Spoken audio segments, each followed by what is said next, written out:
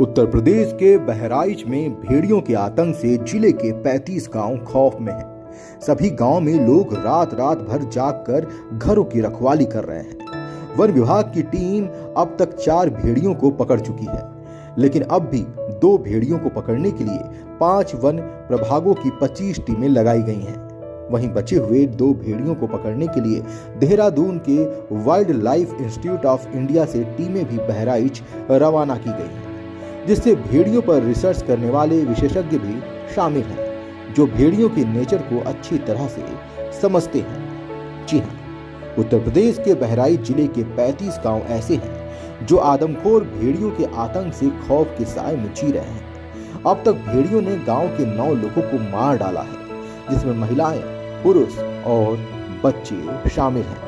ग्रामीणों के अंदर भेड़ियों का खौफ इस कदर है कि रात रात भर 35 के 35 गांव घरों के बाहर डंडे लेकर पहरा दे रहे हैं और बच्चों और महिलाओं को एक दूसरे से बांधकर बैठे रहते हैं। लेकिन फिर भी किसी न किसी गांव से हर रात भेड़ियों के आतंक की नई कहानी सुनने को मिल जाती है। हालात इस तरह के हो गए हैं कि लोगों ने घरों के बाहर निकलना बिल्कुल बंद कर दिया है। आदमखोर भेड़ियों को पकड़ने के लिए बहराइच जिले के 5 वन विभागों की टीम लगाई गई है, लेकिन अब तक 6 भेड़ियों में से केवल 4 को ही पकड़ा गया है, जबकि 2 भेड़िए अभी भी आजाद घूम रहे हैं, जिन्हें पकड़ने की कोशिश जारी है। वहीं भेड़ियों को पकड़ने के लिए अब wild life institute of India Dehradun के विशेषज्ञों की टीम की मदद ली जा रही है, जिसके लिए 2 टीम बनाकर बहराइच भेजा गया है।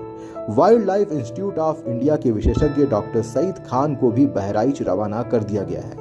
बहराइच जाने से पहले उन्होंने बताया कि आमतौर पर भेड़ियों का दायरा 300 वर्ग मीटर तक होता है और जिस तरह बहराइच में भेड़िए 35 गांव में घूम रहे हैं, उसका एक कारण यह भी हो सकता है कि वह अपने बच्चों को ढूंढ रहे हैं और घबराए हुए हैं। साथ ही उन्होंने ये भी कहा कि भेड़ियों को पकड़ना काफी मुश्किल है, क्योंकि उनकी उस जगह का अनुमान नहीं लगाया जा सकता जहां भेड़ियों को पकड़ा जा सके।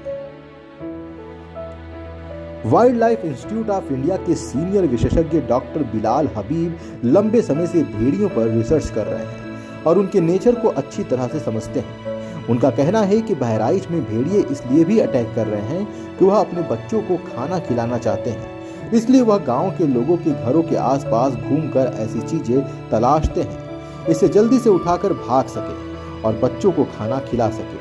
डॉक्टर हबीब का कहना है कि प्रशासन को भेड़ियों के लिए खाने का ऐसा प्रबंध करना चाहिए कि गांव के बाहर घरों से दूर भेड़ियों के लिए खाना रख दिया जाए, जिससे वह खाना उठाकर अपने बच्चों को खिला दे। साथ ही डॉक्टर हबीब का यह भी कहना है कि जिस तरह भेड़ियों में से कुछ को पकड़ लिया गया है, इसका मतलब है कि वह अपने झुंड से बिछड़ गए हैं और जो 2 बच्चे हैं वह और भी ज्यादा एग्रेसिव हो गए हैं, जिसके कारण उनके हमले और भी ज़्यादा बढ़ सकते हैं। देखिए, चाहे भेड़िया हो या कोई भी वाइल्ड एनिमल हो, किसी भी वाइल्ड एनिमल या किसी भी भेड़िया का ये बिल्कुल भी नेचर नहीं है कि वो ह्यूमंस पे अटैक करे। तो बट कुछ सर्कमस्टांसेस बन जाती हैं, जिस सर्कमस्टांसेस की वजह से जंगली जानवर इंसानों पे अटैक करते हैं। जैसे आप लोगों ने सुना होगा कि जब टाइगर मैन ईटर बनता है, लेपर्ड मैन ईटर बनता है, तो बहुत सारे रीजंस होते हैं। बुढ़ा हो जाता है, उसके दांत खराब हो जाते हैं, जिसकी वजह से ये एनिमल्स मैन ईटर होते हैं। बट भेड़ियों की अलग एक परिस्थिति है, अलग एक सिचुएशन है। आपने सुना होगा कि 20-22 साल पहले भी उन्नाव, रायबरेली, फतेहपुर में करीबन भेड़ियों ने करीबन 70-80 बच्चों पे अटैक किया था और इस साल भी ये अटैक इस साल भी हो रहे हैं, ये वाले अटैक्स। सो जो मेन रीज़न ये है कि भेड़िए का जो ये एरिया, अब यही इसी एरिया में कम है। अगर आप देखेंगे यूपी में जो भेड़ियों की संख्या है वो 50-60 से ज़्यादा नहीं हो सकती है। बट अगर आप दूसरी साइड से देखेंगे, राजस्थान, महाराष्ट्र, एमपी में भेड़ियों की संख्या तो मतलब 400-500 में है, उन एरिया में नहीं है। इस एरिया में क्यों है? सो इस एरिया में ये जो परिस्थिति है, ये जो सिचुएशन है, ये इस वजह से बना हुआ है।